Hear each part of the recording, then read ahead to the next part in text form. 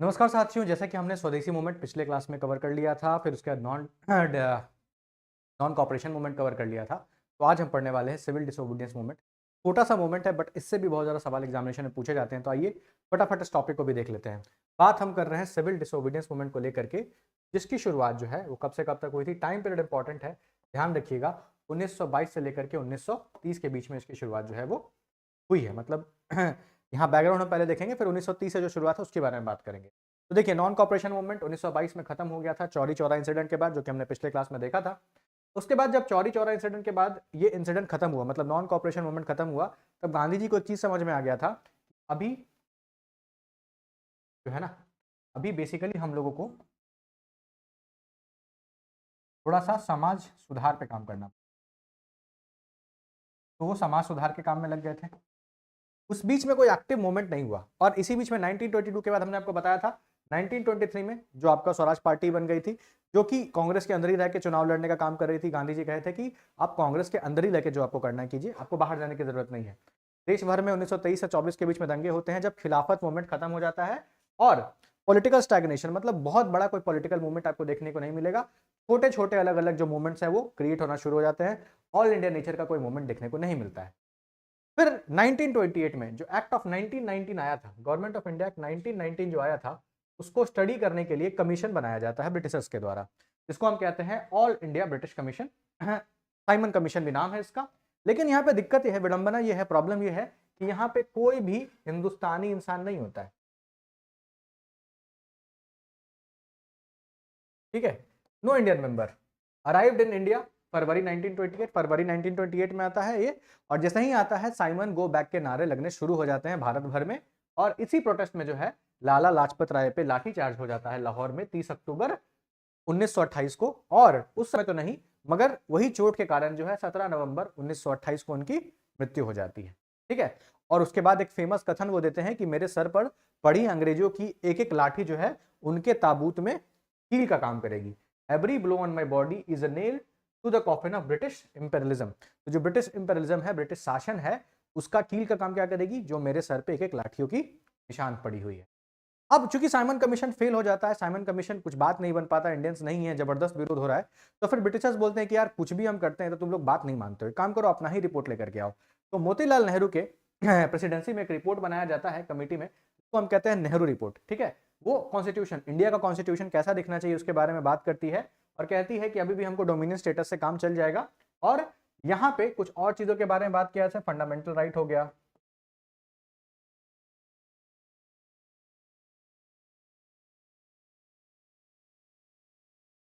Universal adult franchise हो गया।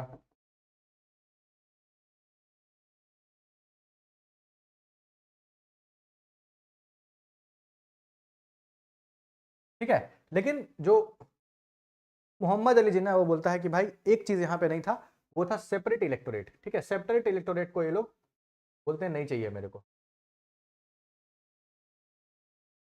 Separate electorate हमने आपको पिछले क्लास में बताया था। तो ये मोहम्मद अली जिन्ना बोलता है कि मेरे को सेपरेट इलेक्टोरेट नहीं चाहिए, और फिर जीना अपना 14 पॉइंट देता है। तो जिन्ना वाले 14 पॉइंट को नेहरू नहीं एक्सेप्ट करते हैं, नेहरू वाले जो आपका नेहरू रिपोर्ट है उसको जिन्ना एक्सेप्ट नहीं करता है, और इसके कारण पूरे देश भर में फिर से जो धर्म के आधार पर दंगे हैं वो बढ़ जाएंगे। फिर जवाहरलाल नेहरू लाहौर सेशन के प्रेसिडेंट बनते हैं, जो कि सबसे यंगेस्ट होते हैं 40 वर्ष की उम्र में। ठीक है, और पहली बार वो कहते हैं इसी लाहौर सेशन में कि अब मेरे को डोमिनियन स्टेटस नहीं चाहिए, अब हमें डोमिनियन स्टेटस नहीं चाहिए, अब हमें क्या चाहिए? अब हमें चाहिए पूर्ण स्वराज। देखिए, हम हमेशा आपके बारे में आपको बता रहे थे कि दो चीजें हैं, एक तो स्वराज है और दूसरा है पूर्ण स्वराज, है ना। मैंने आपको कहा था कंफ्यूज नहीं होना है इसमें। ठीक है, तो ये जो पूर्ण स्वराज है ये आपका कहाँ है? लाहौर सेशन में। इसका मतलब अब हम ब्रिटिश डोमिनियन बन के भी नहीं रहेंगे।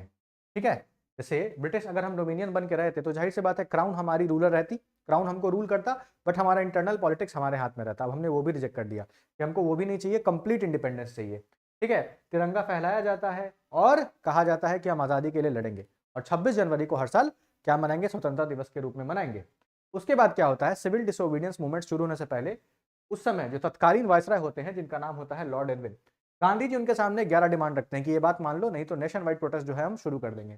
क्या? हाँ, बेसिकली वायसराय को एक लेटर लिखा जाता है, इसमें 11 डिमांड जनरल पब्लिक के होते हैं, जैसे कि आप टोटल प्रोहिबिशन लगा दीजिए इंटॉक्सिकेटिंग ड्रग्स, जो भी शराब वगैरह होता है उसको कंप्लीटली बंद कर दीजिए। जितने भी पॉलिटिकल प्रिजनर्स हैं जिसको आपने जेल में पकड़ के रखा है, जो अलग अलग आंदोलन के समय पकड़े गए थे, जिसको आप छोड़ नहीं रहे उनको छोड़ दीजिए। जो मिलिट्री एक्सपेंडिचर है उसको 50% से आपको कम करना पड़ेगा। जो भी आप कार्रवाई कर रहे हैं, जो भी आप खर्चा कर रहे हैं सेना पे, उस पर 50% कम कीजिए। फिर जो रूपी पाउंड स्टर्लिंग रेशियो है ना, वो हो जाना चाहिए 1 स्टर्लिंग 4 दिम्स या दिमास कुछ कहते हैं, टू 1 स्टर्लिंग 6 दिमास, ऐसा कुछ हो जाना चाहिए। ठीक है। फिर सॉल्ट टैक्स जो है उसको आपको खत्म करना पड़ेगा। लैंड रेवेन्यू जितना भी आप टैक्स ले रहे हैं उसको 50% से कम कर दीजिए। फॉरेन क्लोथ पे आप टैरिफ लगाइए, इंपोर्ट ड्यूटी लगाइए, मतलब ब्रिटिशर्स जो हमारे यहाँ क्लोथ भेज रहे थे उस पर हम कोई टैक्स नहीं लगा रहे, तो जाहिर सी बात है वो सस्ता था। उसके बाद reserve coastal shipping for Indians, कुछ ऐसे शिपयार्ड्स होने चाहिए जहां पे इंडियंस अपना मतलब बिना किसी टैक्स को दिए हुए क्या कर सकते हैं, वो ट्रेड कर सकते हैं, बाहर सामानों को भेज सकते हैं। और सीआईडी जो आपने बनाया है ना, जो कि सर्विलियंस कर रहा है लोगों पे, उसको आपको बैन करना पड़ेगा। फिर license to pose firearms, मतलब भारतीय जो है अपनी सुरक्षा के लिए फायर आर्म्स बंदूक वगैरह नहीं रख सकते थे, तो ये कहा गया था कि लाइसेंस देना शुरू कीजिए, ये भी इंपॉर्टेंट है। उसके बाद रिटर्न कॉन्फिस्टिकेटेड कांग्रेस फंड, कांग्रेस का जो फंड बना था, जैसे हमने तिलक स्वराज फंड के बारे में बात किया था नॉन कॉर्पोरेशन मूवमेंट के टाइम पे, तो जो सीज कर लिया गया था वो वापस कर दीजिए।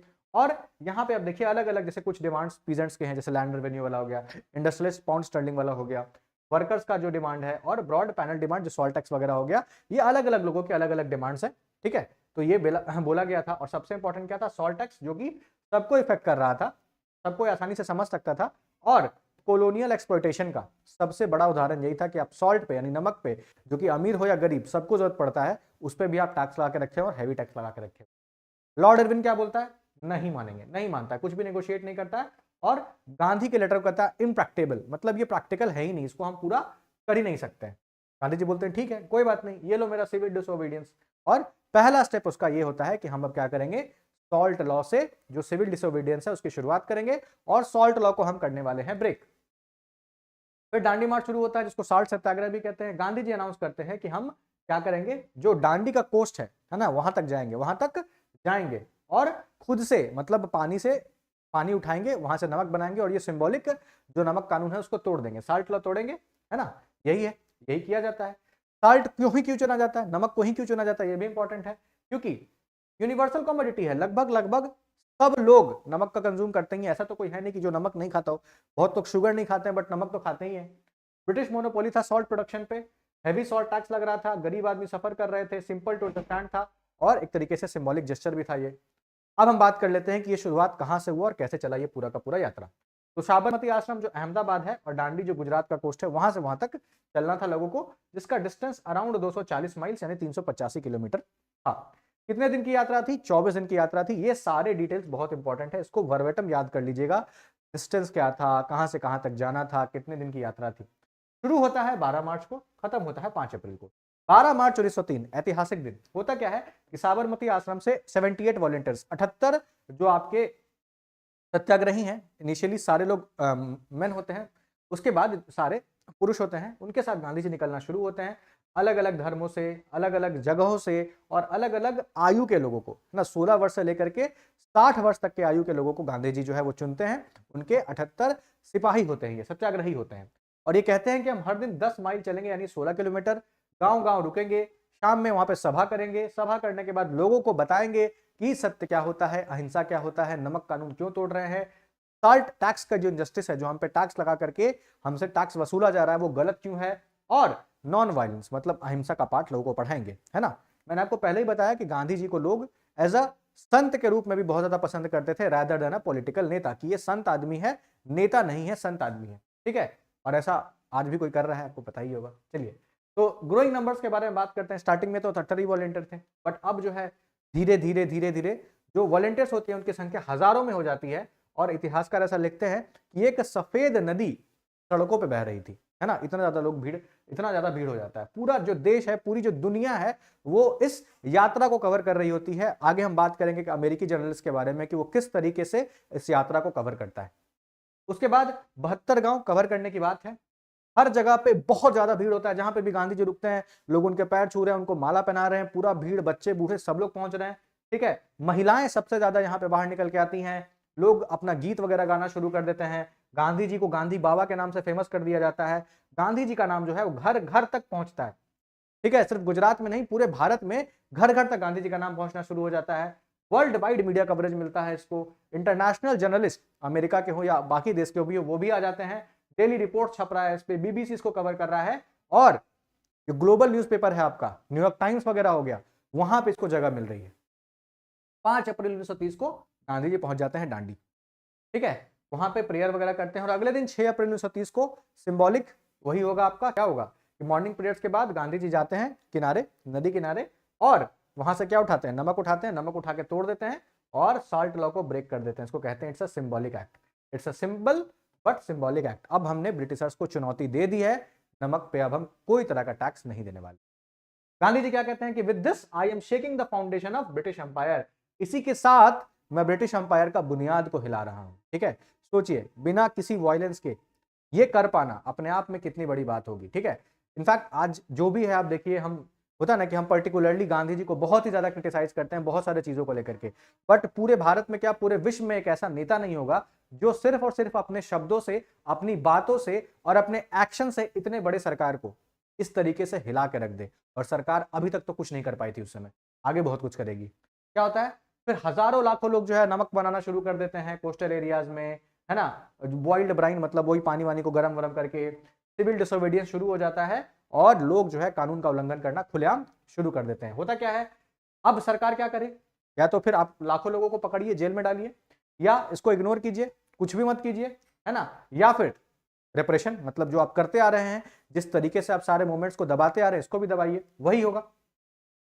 ठीक है, एक्सपेंशन मूवमेंट हो जाएगा, सिविल डिसोबीडियंस बहुत तेजी से फैलेगा, मल्टीपल फ्रंट्स इसके ओपन हो जाएंगे, साल्ट मेकिंग शुरू हो जाता है पूरे भारत में, है ना। उसके बाद फॉरेन क्लॉथ, अगेन जैसे नॉन कॉपरेशन मूवमेंट के टाइम पे, स्वदेशी के टाइम पे जो विदेशी कपड़ों में आग लगाया जा रहा था, शुरू हो जाएगा। बॉन फायर हो जाएगा फॉरेन गुड्स का, जो भी विदेशी सामान है उसको एक जगह इकट्ठा करके लोग जलाना शुरू कर देंगे, और खादी को फिर से प्रमोट किया जाएगा। उसके बाद क्या होगा, school, college, law, government jobs, election, सबको बॉयकॉट किया जाएगा। जो भी सरकारी चीज है जिसको बॉयकॉट कर सकते हैं बॉयकॉट करेंगे। लगभग चीजें जो है वो सेम है, ये दिमाग में आपके नॉन कॉपरेशन रहेगा, तो सिविल डिसोबीडियंस में भी आप टिक लगा दीजिएगा। टैक्सेस नहीं देंगे, लैंड रेवेन्यू बंद, चौकीदारी टैक्स नहीं देते हैं बिहार के कुछ जगहों पे, फॉरेस्ट टैक्स ट्राइबल लोग देना बंद कर देते हैं। ठीक है, और गुजरात, यूपी, बिहार में यहाँ पे बहुत ज्यादा इफेक्ट होता है इसका। ठीक है, फिर देखिए आप एंट्री इनटू रिजर्व फॉरेस्ट, जो भी ट्राइबल लोग हैं जिनको रिजर्व फॉरेस्ट में जाने से रोक दिया गया था, शुरू कर देते हैं। ग्रेजिंग इन प्रोहिबिटेड एरियाज, जहां पे मवेशी को चराना मना कर दिया गया था, जाओ भाई तुम भी खाओ हम भी खाएंगे, है ना। महाराष्ट्र, कर्नाटका में शुरू हो जाता है। लिकर शॉप, जो भी शराब की दुकानें हैं, जलाने लगते हैं लोग उनको। और यहाँ पे महिलाएं जो है आपको बहुत ज्यादा भारी मात्रा में दिखेंगी। वुमेन का पार्टिसिपेशन बढ़ जाता है, अनप्रेसिडेंटेड सपोर्ट होता है महिलाओं की तरफ से, ऐसा पहले कभी नहीं देखा गया था पूरे विश्व में कि इस तरीके से महिलाएं अपने आजादी के लिए, अपने हक के लिए लड़ रही हूं। अगर हम एक अपवाद रखें फ्रेंच रेवोल्यूशन को, तो क्योंकि वहां भी महिलाओं का अच्छा खासा योगदान था। ठीक है, वुमेन क्यों ज्वाइन कर रही है, क्योंकि उनको समझ में आ रहा था, उनके पॉकेट पे असर पड़ रहा था। वो भी खाना बनाती है घर पे, तो नमक का तो प्रयोग करती हुई होंगी, और नमक का यूज कर रही है तो उनको पता है कि भाई इस पर हटेगा तो हमको फायदा होगा। और फिर अब घर से निकल के पब्लिक स्पेसेस में आ रही हैं वो एक तरीके से। ठीक है, घर से निकल के पब्लिक स्पेसेस में आ रही हैं। उसके बाद कह रहा है कि हर तरह के लोग, हर कास्ट के लोग, सब लोग फिर से पार्टिसिपेट करना शुरू कर देते हैं। बहुत सारी महिलाएं जो हैं जिनका नाम प्रखर रूप से आपको देखने को मिलेगा। फॉर एग्जांपल सरोजनी नायडू जो है, इनको नाइटिंगेल ऑफ इंडिया कहा जाता है। ये दर्शना साल्ट सत्याग्रह, जिसके बारे में हम बात करेंगे, जहां सबसे ज्यादा ब्रुटैलिटी, सबसे ज्यादा क्रूरता की गई थी ब्रिटिशर्स के द्वारा, वहां पे लीड कर रही थी। फिर मल्टीपल टाइम्स इनको पकड़ा गया, और पहली महिला की प्रेसिडेंट, मतलब कांग्रेस की जो प्रेसिडेंट थे 1925 में, अगर पहली महिला प्रेसिडेंट है तो वो एनी बेसेंट है, और पहली भारतीय महिला प्रेसिडेंट है तो वो सरोजनी नायडू है, याद रखिएगा। फिर कस्तूरबा गांधी, जिनको गांधी जी बा भी कहते हैं, वो गांधी जी की पत्नी है, वो भी जो महिला मोर्चा है उसको संभालती हैं। फिर कमला नेहरू, जो जवाहरलाल नेहरू की पत्नी है, और विजय लक्ष्मी पंडित, जो कि उनकी बहन है, ये दोनों भी क्या करती हैं, सामने आकर के फ्रंट पे सिविल डिसोबीडियंस मूवमेंट को लीड करने का काम करती है। बसंती देवी हैं, जो सीआर दास, है ना, और फिर हंसाबेन मेहता, ये गुजरात में, मतलब अलग अलग जगहों पे, चाहे वो बंगाल हो, चाहे वो आपका गुजरात हो, हर जगह पे जो है महिलाएं वो सामने आकर के इस आंदोलन में भागीदारी दे रही हैं। क्या करती हैं वो, वही क्लॉथ, लिकर शॉप्स, इनको वहां पे जाकर के पिकेटिंग करेंगी, आगजनी करेंगी, है ना। घर पे सॉल्ट बन रहा है, डेमोन्स्ट्रेशन हो रहा है, बहुत सारे लोगों को पकड़ा जा रहा है, और जो भी सत्याग्रही हैं, जो भी प्रोटेस्टर्स हैं, जब उनको चोट लग रहा है तो उनके मरहम पट्टी का भी काम यही कर रही है। इंपैक्ट देखिए, 1700 वुमेन को पकड़ लिया जाता है, सोशल बैरियर जो है ब्रेक कर दिया गया। अब पब्लिक लाइफ में, मतलब सार्वजनिक जीवन में महिलाएं आना शुरू कर चुकी हैं। और सबसे इंपॉर्टेंट हम बात करेंगे अब यही धर्षणा सत्याग्रह के बारे में। सबसे ब्रूटल था, गांधी जी को 4 मई 1930 को पकड़ लिया गया था, दर्शन नहीं पहुंचने दिया गया था, लेकिन मूवमेंट नहीं रोका गया। सरोजनी नायडू और अब्बास तैयब जी ये जो है इस मूवमेंट को आगे बढ़ाते हैं। ठीक है, यहाँ पे यही होता है कि बेसिकली जो इलाका है दर्शना, वहां पे सरकार जो है वो अपना सॉल्ट डिपो बनाई हुई थी, कानून वगैरह नमक वगैरह बनाने का काम करती थी। यही था कि यहाँ पे जाना है और क्या बनाना है, अपना नमक बनाना है सॉल्ट पैन से, सिविल डिसोबीडियंस को जारी रखना है। क्या होता है, वॉलंटियर्स पहुंचते हैं ऑर्डरली मैनर से, कोई वेपन नहीं, कुछ भी नहीं, कोई हथियार नहीं। ठीक है, एक कतार में चलना शुरू कर, से 10 लोग हैं, उनके पीछे 10 लोग हैं, उनके पीछे 10 लोग हैं, उनके पीछे 10 लोग हैं, ऐसे चलते हैं। और पुलिस जो है ब्लॉक कर देती है वहां पे तार वार लगा के, जैसे अभी भी रोका जाता है। फिर क्या होता है, पुलिस लोगों पर अटैक करना शुरू करती है। जो स्टील टिप्ड जो मतलब होता है ना कि लाठी जो है ना, उस पर स्टील का कुछ लेयर वगैरह लगा के मारना शुरू करती है। वॉलंटियर्स नहीं रुकते हैं, ना ही हाथ उठाते हैं। चोट लगा गिर गए, पीछे के लोग आगे आ गए, फिर चोट लगा गिर गए, पीछे के लोग आगे आ गए, फिर चोट लगा गिर गए, पीछे के लोग आगे आ गए। लंबे समय तक ऐसा चलता है। 320 लोग ऑफिशियल, अनऑफिशियल तो आप सोच लीजिए कितने लोग इंजर हुए होंगे। 2 लोगों की मृत्यु हो गई थी, ये रिपोर्ट कह रहा है। कितने लोग मरे थे नहीं पता। ठीक है, कितनों का सर फूटा, कितनों का पैर टूटा, कुछ भी नहीं पता। और एक भी रिटेलिएशन नहीं होता है, किसी एक आदमी ने पलट करके एक हाथ भी नहीं उठाया। This was the power of Gandhi. तो बिफोर क्रिटिसाइजिंग, घर पे बैठ के चाय वाय पे चर्चा करने से पहले आस्क योरसेल्फ कि क्या आपके कहने पे कोई ऐसा कर सकता है? आपके कहने पे, है ना, आपको आजादी मिलेगी नहीं मिलेगी वो अलग बात है, बट आपके कहने पे, आपके पर्सनल ऑरा, है ना, अगर ऑरा फार्मिंग अब जिसके बारे में बात करते हैं ना, तो मुझे नहीं लगता गांधी जी से बड़ा ऑरा फार्मर कोई पैदा भी हुआ होगा। ठीक है, वेब मिलर जो कि एक अमेरिकी जर्नलिस्ट है, वो इसको देखते हैं और कहते हैं, in the 18 years of reporting I have never witnessed such harrowing in fact, मतलब हेरोइंग सीन्स। मतलब वो कहते हैं कि 18 साल से मैं रिपोर्टिंग कर रहा हूं, इस तरह का दर्दनाक मंजर मैंने आज तक नहीं देखा। इसको इंटरनेशनल आउटरीच मिलता है। जो ब्रिटिश की ब्रुटैलिटी है वो एक्सपोज हो जाती है, क्योंकि भारत में वो क्या कहते थे हमेशा कि we are whites man burden, हम जो है वो अंग्रेजों के लिए बर्डन है, बोझ है, क्योंकि वो हमको सिविलाइज करने के लिए आए हुए हैं। गांधी का जो नॉन वायलेशन है, नॉन वायलेंस है, वो बेसिकली वैलिडेट हो जाता है। पूरा का पूरा जो वर्ल्ड है, पूरा का पूरा जो ग्लोबल ऑर्डर है, वो ब्रिटिश के अगेंस्ट हो जाता है, जिस तरीके से वो भारत में सबको परेशान कर रहे हैं। गवर्नमेंट 90,000 लोगों को पकड़ देती है, सारे लीडर्स गांधी, नेहरू, पटेल सबको जेल में डाल देगी। लाठीचार्ज, फायरिंग, बीटिंग, मतलब बहुत सारे लोगों की मृत्यु भी होती है यहाँ पे। फिर इमरजेंसी लगा दिया जाता है, प्रेस पे सेंसरशिप, कुछ भी नहीं छापा जाएगा। मीटिंग्स को बैन कर दिया जाता है, कांग्रेस को लीगल कर दिया जाता है, जो कि बहुत टाइम पे किया गया है, क्विट इंडिया मूवमेंट के टाइम पे भी किया। इकोनॉमिक प्रेशर, लोगों की जमीन हड़प ली जाती है, प्रॉपर्टी सीज कर ली जाती है, फाइन लगा दिया जाता है जमींदार वगैरह पे जो भी इस मूवमेंट में शामिल हो रहे थे। अब इसी को शांत करने के लिए ब्रिटिशर्स कहते हैं कि चलो हम लोग खेलेंगे राउंड टेबल। ठीक है, राउंड टेबल कॉन्फ्रेंस बेसिकली क्या होता है, मूवमेंट सप्रेस नहीं कर पा रहे हैं, इंटरनेशनल प्रेशर बन गया है, तो सेटलमेंट के लिए वो कहते हैं कि हम राउंड टेबल कॉन्फ्रेंस करेंगे, जो कि लंदन में होने वाला था पहला 1930 से जनवरी 1931 में, कि हम क्या कॉन्स्टिट्यूशनल रिफॉर्म्स कर सकते हैं, क्या संवैधानिक जो संशोधन है वो ला सकते हैं जिससे आप हमारी बात मानिएगा। ठीक है, बट गांधी जी तो जाने सर है। यहाँ पे ब्रिटिश रिप्रेजेंटेटिव होते हैं, भारतीय प्रिंसेस होते हैं, डिफरेंट पॉलिटिकल ग्रुप होते हैं, कांग्रेस का कोई प्रेसिडेंट नहीं होता है, जिन्ना भले जाता है, क्योंकि कांग्रेस के सारे इंपॉर्टेंट लीडर जो है वो हैं जेल में। ठीक है, कहाँ है, जेल में है। ठीक है, कांग्रेस एब्सेंस है। फिर ये तमाम चीजें जो हो रही हैं, यहाँ पे कांग्रेस नहीं होता है, और कोई भी मतलब निकल के नहीं आता है, मतलब कुछ भी एक होता ना कि क्या कह सकते हैं कि लेजिटिमेटेड चीज निकल के नहीं आता है, क्योंकि सारे लोग जो है वो जेल में है, कोई एग्रीमेंट नहीं होता है। ये बहुत जरूरी लगता है कि हमको कांग्रेस को बुलाना पड़ेगा, सबसे इंपॉर्टेंट पार्टी है, तो फिर आपका होगा गांधी इरविन पैक्ट, क्योंकि कांग्रेस मतलब इरविन को समझ में आता है कि गांधी जी को बुलाना बहुत जरूरी है, वरना कोई मतलब नहीं इन सब चीजों का। गांधी को जेल से रिलीज किया जाता है, 8 मीटिंग्स होते हैं गांधी और लॉर्ड इरविन के बीच में। ठीक है, उसके बाद गांधी जी कहते हैं कि हमारा कुछ डिमांड है, जिसमें गवर्नमेंट कुछ बात मानती भी है। जितने भी पॉलिटिकल प्रिजनर्स हैं, जिनको वायलेंस, जिन्होंने वायलेंस नहीं किया, सबको छोड़ दिया जाता है। जो भी प्रॉपर्टी है, जिसको हड़पा गया था, जो बेचा नहीं गया, उसको छोड़ दिया जाता है।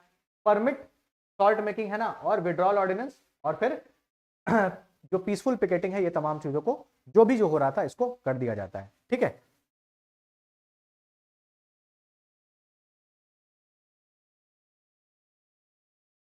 तो हम बात करेंगे जो सिविल डिसोबीडियंस मूवमेंट हमारा चल रहा है, कांग्रेस ने क्या किस चीज पर अग्री किया। तो पहले ये बोला गया कि जो हमारा गांधी इरविन पैक्ट के बारे में इसमें हमने बात किया था, तो कांग्रेस बोलती है ठीक है, कुछ टाइम तक हम सिविल डिसोबीडियंस मूवमेंट को रोकेंगे, और second round table conference, first में तो कांग्रेस गई नहीं थी, कोई भी नहीं गया था, सारे लीडर जेल में थे, तो सेकंड में हम जाएंगे। ठीक है, यही तमाम चीजें जो है बोली गई थी, और ये कहा गया था कि ठीक है हम फेडरल स्कीम मतलब सेंटर है हमारा, सेंटर के बाद हमारा अलग अलग जो प्रोविंसेस है वो स्कीम हम मानेंगे, बट वहां पे कुछ रिजर्वेशन चाहिए होगा अलग अलग चीजों को लेकर के। फिर आप देखते हैं कि हुआ क्या, जैसे ही गांधी जी ने गांधी अर्विन पैक्ट पे समझौता किया तो बहुत सारे लोग कह रहे थे कि भाई कोई भी डिमांड नहीं माना गया। जैसे कि जो प्रिजनर्स हैं, जो कैदी हैं, सिर्फ उनको छोड़ा गया, जो पॉलिटिकल है, जिन पे थोड़ा भी लिटिल बिट भी मुकदमा चल रहा है वायलेंस से रिलेटेड, उनको नहीं छोड़ा गया। भगत सिंह, राजगुरु, सुखदेव, उनको नहीं छोड़ा गया था। ठीक है, सिर्फ पॉलिटिकल प्रिजनर्स था। जो भी ब्रुटैलिटी ब्रिटिशर्स ने जो एकदम अत्यंत तबाही मचाई थी, कोई इंक्वायरी नहीं हुआ उस पर। ठीक है, और मोमेंट जो है उसको बहुत कम चीज के लिए गिव अप कर दिया गया, छोड़ दिया गया।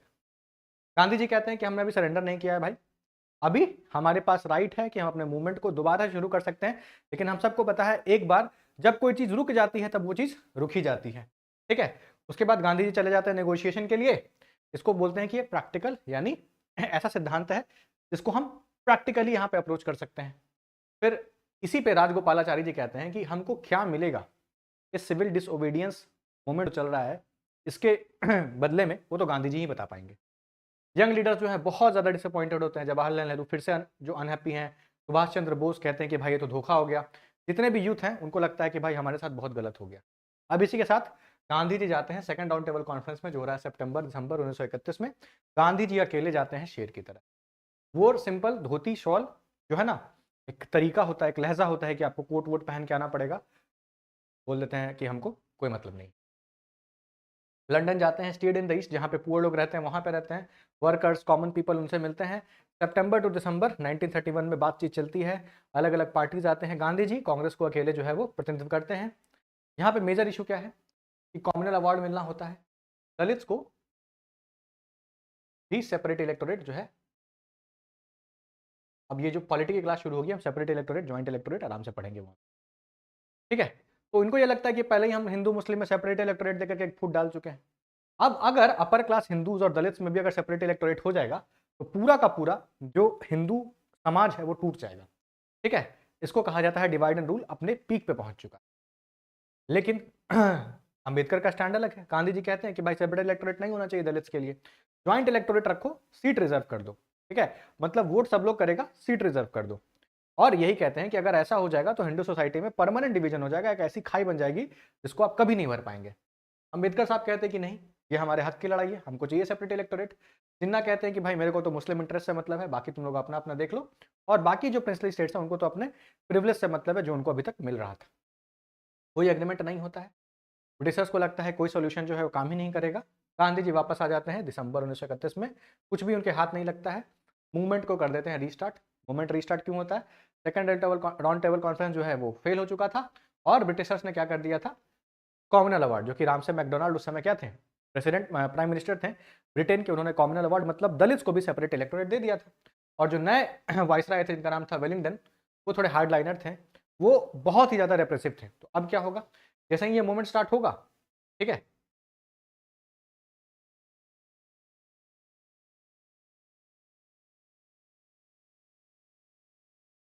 ठीक है,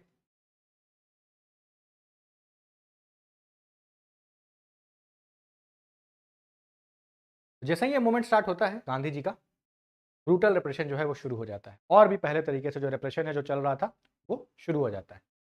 गांधी जी को तुरंत पकड़ लिया जाएगा जनवरी 1932 में, सारे लीडर्स को बैन करके 1,20,000 लोगों को फिर से जेल में डाल दिया जाएगा।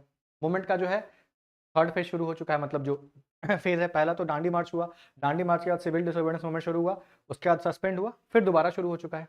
लेकिन यहाँ पे मूवमेंट चल तो रहा था बट उतना शक्ति नहीं था उसमें, और गवर्नमेंट ने सोच लिया था कि अब तो हम ब्रूटली रिप्रेस करके रहेंगे, हमारा बात माना नहीं। अब सितंबर 1932 की बात है, गांधी जी को पता चलता है कि सेपरेट इलेक्टोरेट मिल चुका है, तो गांधी जी दूसरी बार करते हैं अपना यहाँ पे क्या आज अनशन कहते हैं, आमरण अनशन जिसको कहते हैं, कि जब तक मेरी बात नहीं मानोगे हम खाना पीना त्याग देंगे। 62 साल की उम्र है उनकी। प्रधानमंत्री जो है रामसे मैकडोनाल्ड ने सेपरेट इलेक्टोरेट दे दिया था। ये पूरी की पूरी घटना जो है वो कब की चल रही है, सिविल डिसोबीडियंस मूवमेंट के टाइम पे ही चल रही है। अभी सिविल डिसोबीडियंस मूवमेंट ऑफिशियली खत्म नहीं हुआ है, इस चीज को ध्यान में रखिएगा। ठीक है, अब क्या हो रहा है कि डिप्रेस क्लास के लिए सेपरेट इलेक्टोरेट मिल गया। गांधी जी कह रहे हैं कि भाई ये तो हिंदू सोसाइटी का एक तरीके से खंडन हो गया। बोलते हैं कि यरवड़ा जेल पुणे में जब तक फास्टिंग रखूंगा जब तक मेरी मौत ना आ जाए। 63 साल का उम्र है उनका, हेल्थ जो है बहुत ज्यादा डिटोरिएट होने लगता है। पूरा देश जो है अब अम्बेडकर की तरफ देख रहा है कि अब वो क्या करेंगे। तो अम्बेडकर जो है ट्रेमेंडस प्रेशर में आ जाते हैं, नेगोशिएशन शुरू होता है गांधी जी और अम्बेडकर के बीच में, और यहीं पे फेमस पूना पैक्ट जो है वो सितंबर 1932 में जो है साइन होता है, जहां पे कहा जाता है कि ज्वाइंट इलेक्टोरेट मिलेगा दलित्स को, सेपरेट इलेक्टोरेट नहीं मिलेगा। ठीक है, लेकिन दलित के जो सीट हैं 71 से बढ़ा दिए जाएंगे 148, मतलब रिजर्वेशन जो है वो बढ़ा दिया जाएगा। 2 बार दलित जो है वो वोट कर सकते हैं, एक बार अपने दलित सीट के लिए, एक बार जनरल सीट के लिए। जब हम लोग पॉलिटी में पढ़ेंगे 1935 वाले एक्ट को, 1919 वाले एक्ट को, 1928 के रिफॉर्म्स को, तो हम इस सब चीज को बढ़िया से पढ़ेंगे। फिर गांधी जी जो है अपना जो फास्ट है उसको ब्रेक करते हैं, लाइफ उनका बचता है, लेकिन कास्ट जो है, जो कास्ट वाला इशू है वो तो अब गहरा ही चुका था। अंबेडकर को बुरा लगता है, यही सब तमाम चीजें होते हैं, और कहते हैं कि जो पॉलिटिकल राइट है दलित का वो आपने उनसे छीन लिया। इसके बाद 1934 में मूवमेंट जो है डिक्लाइन होने लगता है, ज्यादातर लोगों को जेल में डाल दिया गया है, पनिशमेंट मिल चुका है, लोग भी जो है अब थक चुके हैं, नहीं करना चाहते थे लंबा मूवमेंट। 4 साल जो है लंबा मूवमेंट खींच चुका है, शुरू हो रहा है खत्म हो रहा है, शुरू हो रहा है खत्म हो रहा है, अब कोऑर्डिनेशन नहीं हो सकता है। उसके बाद 1929 में अमेरिका में भी आपको पता है कि आ गया था 1930s में ग्रेट डिप्रेशन, जिसका असर जो है भारत में भी दिखने लगा था। यहाँ के भी जो कारोबारी हैं, वर्कर्स हैं, उनके पास भी पैसा नहीं है। जब तक पेट भरा रहेगा ना तभी तक आप मूवमेंट कर सकते हैं, पेट भरा नहीं है तो कुछ भी नहीं होगा। 1930s में डिप्रेशन ईयर चल रहा है, लोगों के पास पैसा नहीं है जिंदा जीने के लिए, तो पार्टिसिपेशन जो है घटना शुरू हो जाता है। ठीक है, उसके बाद गवर्नमेंट भी मानने वाली है नहीं, डिटरमाइंड है कि एकदम इस बार इसको तोड़ ही देना है, छोड़ना है नहीं। कांग्रेसमैन भी थक चुके हैं, अब कहते हैं कि इलेक्शन लड़ना पड़ेगा, यही सब चीज जो है चल रहा है। तो फॉर्मली अप्रैल 1934 में गांधी जी कहते हैं कि इंडिविजुअल सिविल डिसोबीडियंस मूवमेंट खत्म करो, और मई में पूरा का पूरा मूवमेंट जो है वो खत्म हो जाता है। ठीक है, इसके बाद आता है गवर्नमेंट ऑफ इंडिया एक्ट 1935, जिसमें प्रोविंशियल ऑटोनॉमी मिल जाता है, जिसको जो डायरकी मिला था 1919 में उसको हटा दिया जाता है, प्रोविंशियल ऑटोनॉमी मिल जाता है, और जो डायरकी है वो सेंटर पे चला जाता है, फेडरल स्ट्रक्चर मिल जाता है। और अभी भी हम क्या है, तो ब्रिटिश रूल के अंदर ही है, हमको कोई कंप्लीट इंडिपेंडेंस या डोमिनियन स्टेटस अभी नहीं मिला है। कांग्रेस का डिसीजन रहता है कि 1937 में इलेक्शन लड़ेंगे। ठीक है, अब हम क्या करेंगे, इलेक्शन में लड़ेंगे और जाके प्रोविंसेस में अपनी बातों को रखेंगे। 1937 के इलेक्शन में 11 में से 8 प्रोविंसेस में कांग्रेस जीत जाती है, मिनिस्ट्रीज बनाती है और कांग्रेस अपना स्ट्रेंथ दिखाती है। ठीक है, यहां तक था आपका सिविल डिसोबीडियंस मूवमेंट। अब क्या इसका प्लस पॉइंट रहा, क्या नेगेटिव पॉइंट रहा, वो भी एक एक करके देख लेते हैं। अचीवमेंट, मास मोबिलाइजेशन, नॉन कॉपरेशन से भी ज्यादा लोग जुड़े, हर सेक्शन से नेशन वाइड। सबसे इंपॉर्टेंट यही था कि महिलाएं जो है वो बढ़ चढ़ के भाग देंगी, और यही महिलाएं 1942 के मूवमेंट में भी बहुत ही ज्यादा सहयोग करती हैं। जब क्विट इंडिया मूवमेंट के बारे में हम बात करेंगे, मैसिव वुमेन पार्टिसिपेशन होता है, घर से लोग स्ट्रीट पे आ जाते हैं, सोशल ट्रांसफॉर्मेशन होता है, पीजेंट्स हो गए वो लोग पार्टिसिपेट करते हैं। और आपने अभी देखा था कि इंटरनेशनली जो मीडिया है उसको कितने ज्यादा और कितना इंपॉर्टेंस देती है, का वर्ल्ड वाइड जो है कवरेज होता है। दर्शना जो बेसिकली सत्याग्रह है उसके बारे में मैंने आपको बताया था, नॉन वायलेंस दिखाया गया था वही दर्शना सत्याग्रह में, पॉलिटिकल अवेयरनेस, अब आगे क्या हो सकता है, जो भी गांव गांव है वहां तक समझाया जा चुका था कि हमको स्वराज क्यों चाहिए, है ना। कम्युनल हार्मनी, स्टार्टिंग में तो हिंदू मुस्लिम एकता देखने को मिलती है, बाद में फिर थोड़ा सा दिक्कत हो जाता है, और आगे के फ्यूचर स्ट्रगल्स के लिए और इवेंचुअली आजादी के लिए जो है वो ग्राउंड तैयार हो जाता है। गांधी जी ने मूवमेंट करके सिर्फ ब्रिटिशर्स से आजादी नहीं ली, बट आजादी के बाद समाज किस तरीके का होना चाहिए, सिर्फ सत्ता परिवर्तन के बारे में वो बात नहीं करते थे, सत्ता परिवर्तन के बाद हमारा देश किस तरीके से दिखेगा उसके बारे में भी वो बात करते थे, ये भी इंपॉर्टेंट है। लिमिटेशंस, कम्युनल इशू, हिंदू मुस्लिम का डिफरेंस थोड़ा ज्यादा देखने को मिलेगा यहाँ पे, वही क्योंकि 1909 के बाद और 1919 के मूवमेंट फेल होने के बाद ये डिफरेंस बहुत बढ़ चुका था, मुस्लिम लीग एक बड़ी पार्टी हो चुकी थी, और आप देखिएगा 1940s आते आते जो है वो टू नेशन थ्योरी भी सामने आ जाएगा, ये लिमिटेशन था। उसके बाद वायलेंस हुआ अलग अलग, जैसे पेशावर अपराइजिंग है, फिर गवर्नमेंट ने कोई फायदा नहीं दिया, इनफैक्ट बहुत सारे लोगों को पीटा गया, इकोनॉमिक हार्डशिप, मतलब मूवमेंट चल रहा था, लोगों ने अपना घर छोड़ दिया, काम छोड़ दिया, जिसके कारण पैसे खत्म हो गए, पीजेंट्स, ट्रेडर्स सब इफेक्ट हो गए, लोगों की जमीन जो है वो पकड़ ली गई थी, और बहुत सारे लीडर्स को पकड़ के जेल में डाल दिया गया। तो ये था आपका सबसे इंपॉर्टेंट सिविल डिसोबीडियंस मूवमेंट, जिसको हमने पढ़ लिया है। लास्ट एक टॉपिक बचा था हमारा, उसके बाद हिस्ट्री खत्म, that is quit India movement, जो कि आपको अगले लेक्चर में खत्म कर दिया जाएगा। उसके बाद हम लोग शुरू करेंगे पॉलिटी, उसके बाद क्या शुरू करेंगे पॉलिटी, जो कि 3 से 4 लेक्चर में आपका खत्म हो जाएगा, उसके बाद 3 से 4 लेक्चर में ज्योग्राफी भी खत्म हो जाएगा। तो I think within 1 week आपका जो पूरा का पूरा ये जिसको हम कहते हैं हिस्ट्री, पॉलिटी, ज्योग्राफी और इकोनॉमी के कुछ कॉन्सेप्ट जो है आने वाले इस वीक में, मतलब 18 से पहले आपका जो एग्जामिनेशन है उसको हम कवर कर लेंगे। इस चीजों को रिवाइज करते रहिए ताकि एग्जामिनेशन में आपका कोई भी प्रश्न जो है वो नहीं छूटेगा। मेरा नाम है शुभम गुप्ता, और वीडियो में बने रहने के लिए आप सभी का बहुत बहुत धन्यवाद।